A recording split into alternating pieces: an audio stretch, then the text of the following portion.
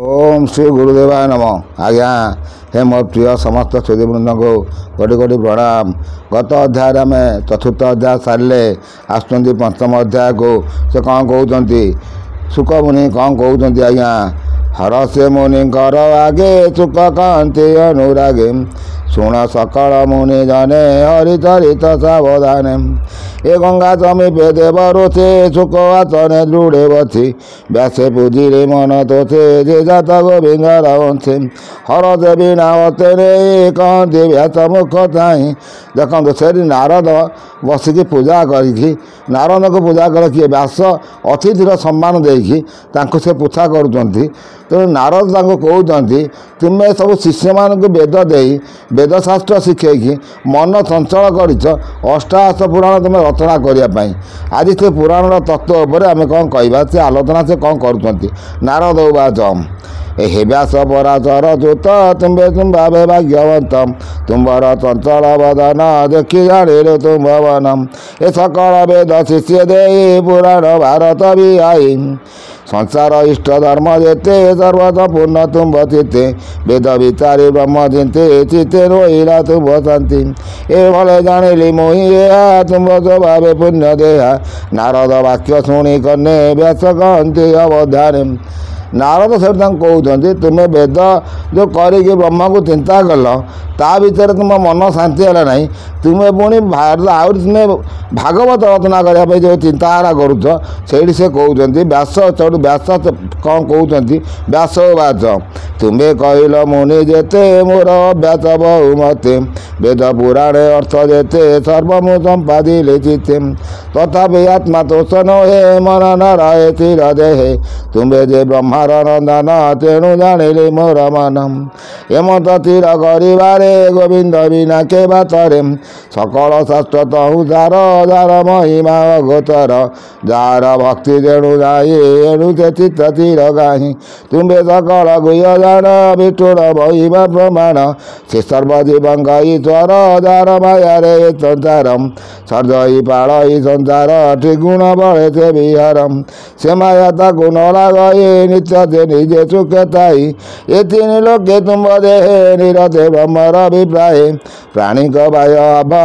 ए अभ्यकार देशरे समीर बंधरम आत्मा को आत्मा साक्षी रूपे नित्य विहरे निज सुखे से विष्णु पद ब्रह्म दले तुम्बर ज्ञान निचले से जल चित उष्म भाव नित्य तुम्बर अनुभव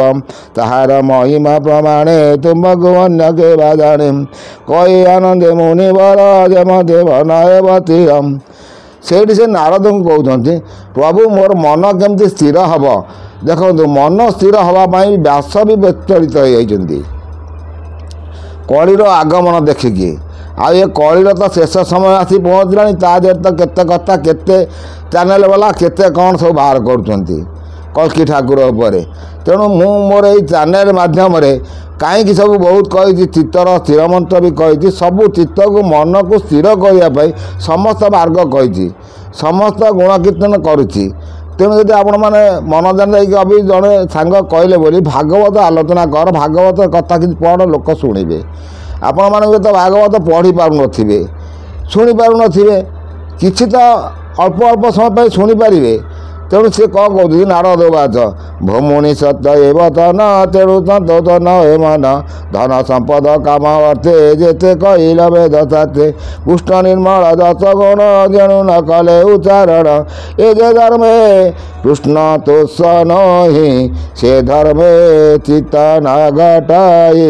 जदि गो भिन्न गुण ग्रामे अभ्यास थांता किछि श्रमे तेबे कि मन असंतोष कहवा शुण उपदेश जेबे जुया वाक्य श्रमे न करे कृष्ण गुण ग्रामे ए देवाणी जगत तारिणी ता छड़ा अन्य देवे भणी ताको बोली बकवाणी जहीं गो बिंदं को न शुणे निश्चय काक तीर्थ से जड़े केवा अवगाही ଯେଉଁଠି ଯେତେ ବେଦ ଶାସ୍ତ୍ର ଯେତେ କହିଲ ତା ଭିତରେ ଯେଉଁ ଭାଗବତର କଥା ତୁମେ ଆଲୋଚନା କରିବା ପାଇଁ ଚିନ୍ତା କରୁଛ ସେଥିରେ କୃଷ୍ଣଙ୍କର ବାଣୀ ସବୁ ରହିବ। କୃଷ୍ଣ ବାଣୀ ଶ୍ରବଣ କଲା ମାନେ କଥାରେ ସେଇପାଇଁ ଆମର କଥାରେ ଅଛି କ'ଣ ଏ ହା କୃଷ୍ଣ ବୋଲି ଯାଉଯିବ ମୋତେ ଉଦର ପଦ୍ମନାଭମ୍। ହା କୃଷ୍ଣ ବୋଲି ଯାଉଯିବ। ଯେତେବେଳେ ମନୁଷ୍ୟ ତା'ର ଅନ୍ତିମ କାଳ ଆସିବ ସେତେବେଳେ ସେ କୃଷ୍ଣକୁ ସ୍ମରଣ କରି ତା ଜୀବନ ଗଲା ସେତେବେଳେ ତା'ର ଆତ୍ମାର ସଦ୍ଗତି ଆସିବ। ତେଣୁ ଆଗେ ସବୁ ବହୁତ ମୁନି ଋଷିମାନେ ବହୁତ ଲୋକମାନେ ପୁଅ ନାଁ କୃଷ୍ଣ ରଖୁଥିଲେ, ପୁଅ ନାଁ ଭଗବାନଙ୍କ ନାମ ରଖୁଥିଲେ। ଆଜିକାଲି ଯୁଗରେ ଯାହା ସବୁ ନାମ ରଖୁଛନ୍ତି ଆପଣମାନେ ତ ଦେଖୁଥିବେ, ଅଧିକ ଅବା ମୁଁ କ'ଣ କହିବି। ତେଣୁ ସେ ବିଷୟରେ ସେ କହୁଛନ୍ତି ପରମହଂସ ମନୁ ମେଳେ ସେନ୍ତି ପୁଣ୍ୟତୀର୍ଥ କୋଳେ ଏ ଯେ ବାକ୍ୟ କୃଷ୍ଣ ଗୁଣ ଗାଏ ନିଶ୍ଚୟ ପୁଣ୍ୟତୀର୍ଥ ସେଇ ସେ ବାକ୍ୟ ଜନ ତପରାତେ ତୀର୍ଥ ଯେ ତରେ ପାପ ଦନ୍ତେ କୁଷ୍ଠର ଗୁଣ ଗାଥା ଯେବେ ପ୍ରବନ୍ଧେ ଉଚ୍ଚାର ଇବେ ପଦ ଦୂଷିତ ଯେବେ ହୁଏ ସେ ବାଣୀ ସର୍ବ ପାପ ଦେହେ ଏ ଅନନ୍ତ ନାମେ ଯଶ ଗୁଣେ ସାଧୁଙ୍କ ବାଣ ନିତ୍ୟ ବାଣେ ସେ ହରି ଭାବ ଯେବେ ଛାଡ଼ି ସେ ଯାନ୍ତି କର୍ମପଥ ମାଡ଼ି ନିଷ୍କାମ ମତେ ସର୍ବରାତି ତବ ସାଧନ୍ତି ବନେ ପଥି ହରି ମହିମା ଛାଡ଼ି ଦେବେ ଅତି ନିର୍ମଳ ଜ୍ଞାନ ଭାବେ ସେ କାହିଁ ଅଶୁଭ ନାଚିବ ତପସା ଦିଲା ଫଳ ଦେବ ସେ ପୁଣ୍ୟ ବେଦ ମାର୍ଗ କରେ ନିର୍ମଳ ଚିତ୍ତ ଫଳ ଧରେ ହରିଙ୍କୁ ନ କଲେ ଅର୍ପଣ ସେ ସର୍ବ ଫଳ କାରଣ ତୁମ୍ଭ ସ୍ୱଭାବେ ଭାଗବତ ମୋ ଅନୁଭାବେ ଶୁଦ୍ଧ ଚିତ୍ତମ୍। ତେଣୁ ଏସବୁ କହୁଛନ୍ତି ହରିଙ୍କର ଉପରେ ଯଦି ଭାବନା ନଥିବ, ଚେତନା ନଥିବ, ଚିନ୍ତା ନଥିବ ତାହେଲେ ସେ ବେଦଶାସ୍ତ୍ରର କିଛି ମୂଲ୍ୟହୀନ।